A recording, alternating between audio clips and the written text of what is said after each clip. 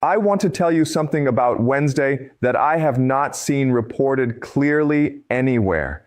While Pakistan's army chief was in Tehran trying to save the ceasefire, while the White House was saying it felt good about prospects for a deal, while Trump was posting on Truth Social about the war being close to over, Russia's foreign minister was sitting in Beijing's Great Hall of the People with Xi Jinping. And what they discussed in that room, Iran's oil, Russia's energy lifeline to China, the UN Security Council veto they both just cast against reopening Hormuz, the Putin-Xi summit being planned for later this year, none of that required American input. None of it needed American approval. And none of it pointed toward an outcome that America would describe as a win. I want to spend the next 20 minutes explaining why that matters, not just for this war, but for the broader shape of the world that comes out of it. Because I think the coverage has been treating the Beijing meeting as background noise, a routine diplomatic visit happening alongside the real action in Iran. I think that gets it exactly backwards. The Beijing meeting is not the background. It is the context that determines what everything else means. When I say nobody invited Washington to that meeting, I am not making a point about protocol or diplomatic manners. I am making a point about what that meeting was actually for, who called it, what was agreed, and why the timing, with the ceasefire expiring in 6 days, with American warships blockading the most important strait in the world, with American intelligence warning that China is preparing to arm Iran, was not accidental. Everything about Wednesday in Beijing was deliberate. And understanding what was deliberate about it is the key to understanding where this war goes next. Let me start with the basics of what actually happened in Beijing on April 14th and 15th, because I think the coverage has been too vague about the specific content and too quick to summarize it as routine diplomatic activity. It was not routine. Sergei Lavrov arrived in Beijing on April 14th to a red carpet reception photographed and released by Russia's foreign ministry. Red carpet receptions are not given to every foreign visitor. They are given to visitors whose arrival is considered significant enough to be publicized as a show of respect and solidarity. The photographs were not accidental. They were deliberate. Russia wanted the world to see that its foreign minister was being welcomed in Beijing with ceremony while America was engaged in a naval blockade of Iran. On April 14th, Lavrov met with Chinese Foreign Minister Wang Yi. The Chinese Foreign Ministry confirmed that the two sides conducted what it called in-depth exchanges on the US-Iran conflict, the Asia-Pacific situation, and the Ukraine crisis. 3 topics, not 1, 3. They discussed the Iran war that is happening right now. They discussed the Asia-Pacific situation, which is diplomatic language for Taiwan, the South China Sea, and American military deployments in the region. And they discussed Ukraine, which is the other major conflict in which Russia and China find themselves on the same side of the argument against American-backed interests. On April 15th, Lavrov met with Xi Jinping himself at the Great Hall of the People. She said something at that meeting that I want to read to you exactly, because the language matters. He said, "In the face of turbulence in the international situation, the stability and certainty of China-Russia relations are particularly valuable." And then he called for China and Russia to firmly defend their legitimate interests and safeguard the unity of global South countries. Firmly defend their legitimate interests. That is not the language of a country positioning itself as a neutral mediator. That is the language of a country that has decided it has interests that need defending, and that is aligning itself with another power to defend them. And the interests she is referring to are not abstract. They are concrete. China's oil supply runs through Hormuz, which America has blockaded. China's economy is being strained by the energy shock from this war. China's relationship with Iran, its largest oil supplier, is under pressure from American sanctions and threats. And China's broader strategic competition with America is being played out in real time as Washington demands that Beijing choose between its partnership with Tehran and its relationship with Washington. Lavrov, for his part, said at a press conference after meeting Xi that Russia could compensate for China's energy shortages caused by the Hormuz blockade. Russia can expand oil and gas supplies to China via pipelines, tankers, and railways. In the first quarter of 2026, according to data cited by multiple sources, 90% of Russia's total crude oil exports went to China and India. America's war against Iran, which disrupted Chinese oil imports through Hormuz, has driven China deeper into dependency on Russian energy. That dependency strengthens Russia's hand in every conversation it has with China. And Lavrov was in Beijing to make sure both sides understood that clearly. Now, I want to explain what I think the Beijing meeting was actually about beneath the diplomatic language. Because I think the formal readouts from both sides, the language about stability and certainty and deeper coordination, understates what was actually being aligned. Let me give you my framework for thinking about this. I call it the parallel architecture problem, and I think it is the most important strategic concept for understanding where this war is going. For 70 years, the global order has been built around a single architecture. American-led institutions, American-dominated financial systems, American military alliances, American control of key choke points and trade routes, the dollar as the reserve currency, SWIFT as the payment system, American carrier groups as the enforcement mechanism, NATO as the security umbrella. This architecture was never simply American generosity. It was American power organized into a system that benefited America most while providing enough benefit to enough other countries to maintain consent.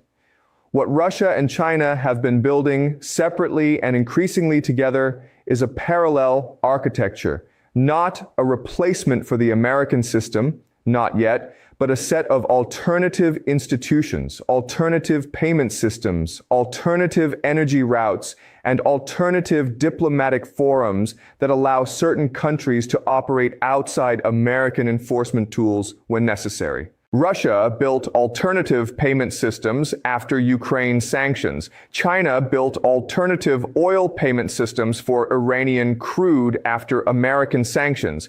Both countries aligned their positions at the UN Security Council to block American resolutions. Both countries deepened their economic integration as American pressure on both increased. The Beijing meeting this week is the most visible expression of that parallel architecture being activated in real time. And it happened across three distinct layers simultaneously. The first layer is energy. Lavrov explicitly told reporters that Russia can compensate for China's Hormuz oil shortfall. This is not an abstract offer. Russia has the pipeline infrastructure through Siberia. Russia has tanker routes through Arctic waters. Russia has railway capacity through Central Asia. And China has been rapidly expanding its ability to import Russian energy since 2022. The American blockade of Hormuz, which was intended to squeeze Iran, has inadvertently accelerated China's pivot away from Middle Eastern oil toward Russian oil. Every day the blockade continues is a day that China's energy dependency on Russia deepens and China's commercial interest in resolving the Iran war on American terms weakens. The second layer is diplomatic positioning. Both China and Russia vetoed a UN Security Council resolution aimed at reopening the Strait of Hormuz.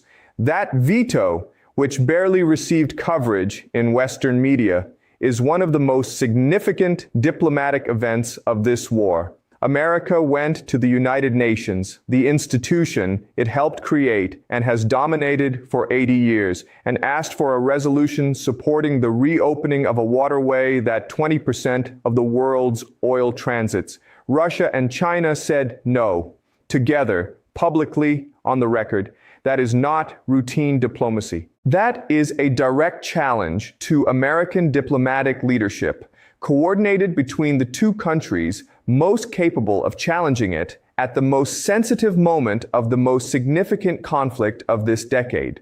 The third layer is the signal to Iran. This is the one that almost nobody is reporting and that I think matters most for what happens on April 22nd when the ceasefire expires, when Lavrov arrives in Beijing and is greeted with a red carpet and meets Xi Jinping, and they jointly affirm their strategic partnership, and Lavrov offers China energy compensation for Hormuz disruptions. That entire sequence of events sends a message to Tehran. The message is, you are not alone. The two countries with the most capability to create problems for America are coordinating their positions, and they are not coordinating them in America's favor. Iran's willingness to extend the ceasefire or not extend it, or accept American terms on nuclear enrichment, or not accept them, is influenced by its assessment of what happens if it refuses. If Iran believes that refusing will leave it isolated, facing the full weight of American economic and military pressure with no one to cushion the blow, that calculation pushes toward a deal. If Iran believes that China will keep buying its oil regardless, that Russia will keep providing intelligence support, that Russia and China will keep vetoing UN resolutions that go against Iranian interests, that calculation pushes away from a deal that requires giving up nuclear enrichment permanently, and there is something else happening simultaneously that makes this signal even louder. On the same day that Lavrov was meeting Xi in Beijing, Putin announced he will visit China in the first half of this year, meaning in the weeks around Trump's own planned visit to Beijing in May. 2 summits, 2 leaders, Beijing hosting both the American president and the Russian president within weeks of each other. That scheduling is not accidental. China is positioning itself as the indispensable geography of great power diplomacy. Every major leader comes to Beijing. Washington, Moscow, Madrid, Abu Dhabi, Hanoi, all in the same week. That is not a country watching the Iran war from the sidelines. That is a country that has decided the Iran war is an opportunity to demonstrate that it is the world's most important diplomatic address. The Beijing meeting, occurring on the same day that Pakistan was in Tehran trying to save the ceasefire, was a signal to Iran about that second calculation. And it was a signal that was not sent by accident. Now, let me address the question of whether Russia and China actually want this war to end.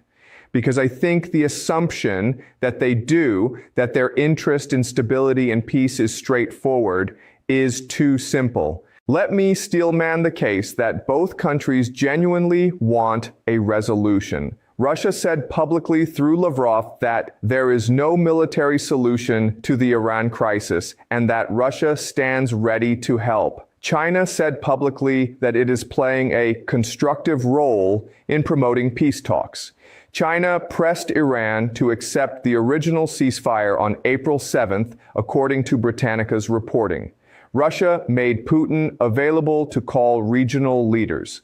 Both countries have consistently said they want de-escalation. These are real positions, but they are not the whole picture. For Russia, every day this war continues at current oil prices is a day that Russian government revenues are elevated.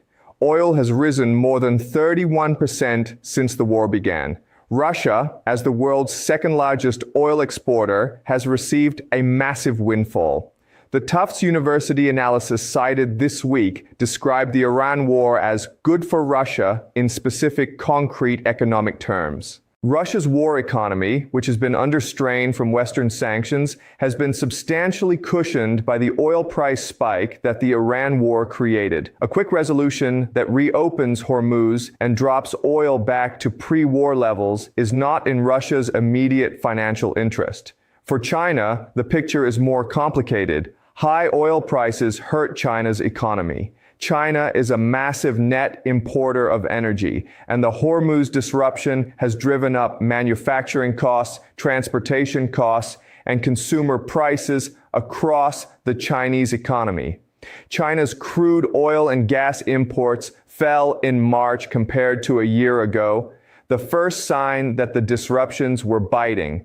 In that sense, China genuinely wants the war to end and trade to normalize. But China also wants the war to end on terms that do not include Iran surrendering its nuclear program under American pressure, because an Iran that capitulates completely to American demands becomes a country that no longer serves as a counterweight to American influence in the Gulf. And an American that successfully coerces Iran into total nuclear surrender becomes an America that feels emboldened to apply the same coercive formula to other countries, potentially including countries in China's own strategic neighborhood. So both Russia and China want peace, but they want a specific kind of peace, a peace that does not look like American victory, a peace that preserves enough of Iran's position that the broader lesson the world draws is not that America's pressure campaign worked perfectly, but rather that the outcome was negotiated between parties of roughly equal standing. That is the kind of peace that the Beijing meeting was designed to support, not by prolonging the war, but by strengthening the hand of everyone who is pushing back against American terms. Let me now come back to the title of this conversation. Nobody invited Washington to that meeting. And I want to think about what that means, not just tactically, but historically. There was a period, roughly from 1991 to around 2015, when the assumption in most of the world was that America would be present at every major table. Not because America was always invited, but because the alternative was to make a decision without the country that controlled the global financial system, the global reserve currency, the global military alliances, and the global trade architecture. Excluding America was theoretically possible, but practically very costly. That period is ending, not ended, ending. The Beijing meeting is one data point in a larger shift, but it is a significant one. Russia's foreign minister flies to Beijing. China's president receives him at the Great Hall of the People. They discuss Iran, the Asia-Pacific, Ukraine. They agree on deeper strategic coordination. They align their positions on energy, on diplomacy, on the UN Security Council. And then they each hold separate press conferences and release state media readouts that describe what they agreed. And none of it required American input, American approval, or American presence. America found out what was discussed the same way you are finding out, through press readouts and news coverage. The country that has been trying to lead the global response to the Iran war, that is running a naval blockade of the world's most important strait, that is conducting financial warfare against Iranian banks and warning Chinese banks about secondary sanctions. That country was not in the room. It was reading the press conference afterward. That is not yet the end of American primacy. But it is a preview of what reduced American primacy looks like in practice. And it is happening right now in the middle of a war that America started, while the ceasefire clock ticks down toward April 22nd. I want to close with the thing that I keep coming back to when I think about this meeting. She said at the Great Hall of the People that the stability and certainty of China-Russia relations are particularly valuable in a world marked by change and chaos. Change and chaos. That is how Xi Jinping is publicly describing the current international landscape. And he is not wrong that there is chaos. But the question worth sitting with is, who created the conditions for that chaos? America went to war against Iran without a clear exit strategy, without allied support from most of its traditional partners, without a plan for what a post-war Iran looks like, and without a strategy for managing the reactions of the two countries, China and Russia, most capable of complicating the outcome. 7 weeks into that war, China and Russia are meeting in Beijing, coordinating their positions, offering each other energy lifelines, aligning on the UN Security Council, and describing their relationship as particularly valuable in language that is clearly contrasted against the American-led order they are both positioning themselves against. Watch what comes out of Beijing in the next 48 to 72 hours. Specifically, watch for whether China moves toward pressuring Iran to extend the ceasefire, which would suggest that the Beijing meeting was primarily about stabilizing the situation, or whether China maintains its current posture of buying Iranian oil, denying weapons transfers, and abstaining from direct pressure on Tehran. That choice, made in Beijing, will shape what happens in Tehran on April 22nd as much as anything Pakistan's army chief can arrange. The meeting happened. America was not there. And what was decided in that room is now moving through every diplomatic channel that matters. Through Moscow's messages to Tehran, through China's energy calculations, through the votes being prepared at the UN Security Council, faster than any press conference can capture. Push back on this if you see it differently.